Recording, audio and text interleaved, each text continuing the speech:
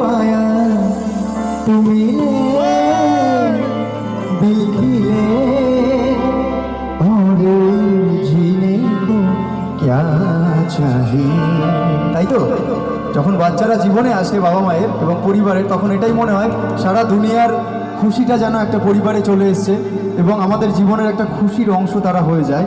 তাই এই লাইনটা গাইবই আভান্তিকার জন্য, এই পরিবারের জন্য। তুমি दिल खिले और जीने को क्या चाहिए।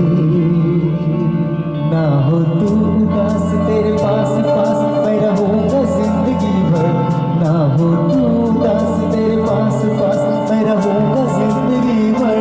सारी